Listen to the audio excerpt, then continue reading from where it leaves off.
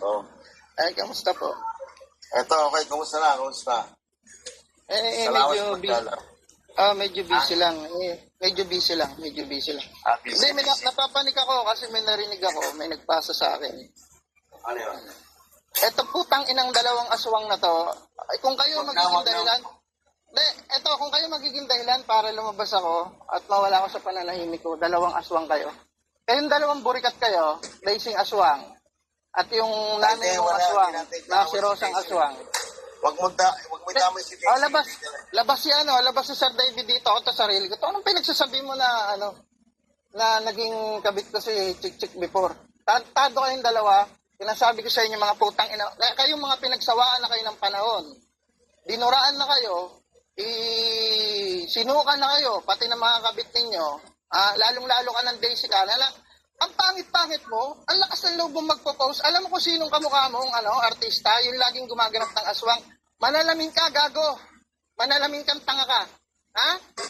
Uking ina mo, wag kang maganda. Piling maganda kang hayop kang putang ina ka. Yung dalawang burikat kayo. Uking ina nyo, sinasabi ko, inold ko lang yung dati na nagkaso sa inyo, putang ina nyo, sinasabi ko sa inyo sa airport pa lang. Pag uuntugin ko na kayo kahit babae kayo, putang ina nyo. Ha? At isa ka pang PH ka, putang ina mo, dinine-name drop mo kung tarantado kang bakla ka. Gusto mo tayo magkahamunan kahit saan? Kahit sa lugar mo, kaya kitang puntahan, putang ina mo, babae lang ang kaya mong patulan, hayop ka? Ano pinagsasabi mo na nung kami pa ni Chick, ikaw ang nilalandi. Tarantado ka, ulol. Alam ko lahat ng mga conversation nyo, tanga. Bobo. Amunin mo ako kahit saan, kahit sa channel mo, papanigin kitang hayop ka. Tignan natin, ipapamukha ko sa lahat ng tao kung gaano ka kabakla, kung gaano ka katakot sa akin, hayop ka. Hindi mo ako makuhang idamay dahil takot kang tarantado ka. Wala sino man sa inyo. Wala sino man sa inyo ang pwedeng bumalik or pwedeng amunin ako. Alam nyo sa sarili nyo kung sino ako at sino kayo. Mga putang ina nyo. Gusto nyo ako idamay eh. Pues ngayon, hinahamon ko kahit sino sa inyo. Subukan ako. Kahit anong laban. Sa channel nyo, lalong-lalo sa channel ko, magmumukha ka tanga. Ukingin na nyo, banggit kayo ng pangalan ko, mga hayop kayo, nananahimik ako. Ha? Lalo ikaw, Rosa, saan yung pinagmamalaki mo dati? Yung batang tricycle driver na naging basurero na ngayon, na pinatayuan ng bahay. May pakasal ka pang hayop ka kung sino-sino pang ninong kinukuha mo, hindrotot kang babae ka.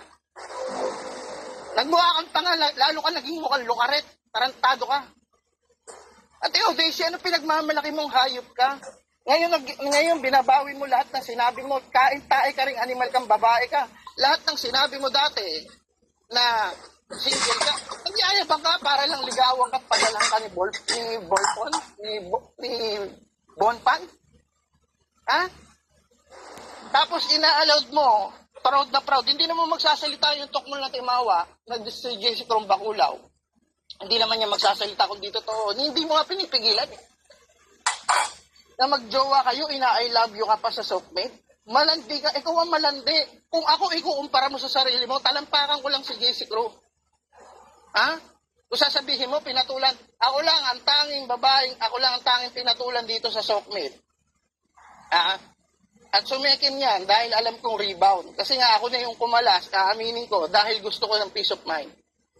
Ayoko muna na makaguluhan sa soapmate. Dahil gusto ko rin patunayan kung ako nadadama, kung siya nadadamay dahil sa pangalan ko, or may mga nangyayari kahit wala ako, masasabit at masasabit siya. Ito yung resulta. Okay? Diba? Ang kapal ng mukha mong aswang, lalo ikaw, Daisy ka, puking ina mo ka, makapagsalita ka, pero hipokrita, ikaw tong malandi na tunay, literal. Diba? Ikaw tong nanghihingi doon sa mga taong nasa soapmate na napaglipasan na rin ang panahon. Na naturingan nasa ibang bansa, hindi mapaayos sa mga ngipin ng gigitata. Diba? Tsaka mo aamin na may asawa at anak kang haliparot ka, putang ina mo, hipokrita kang babae ka, putang ina mo ka.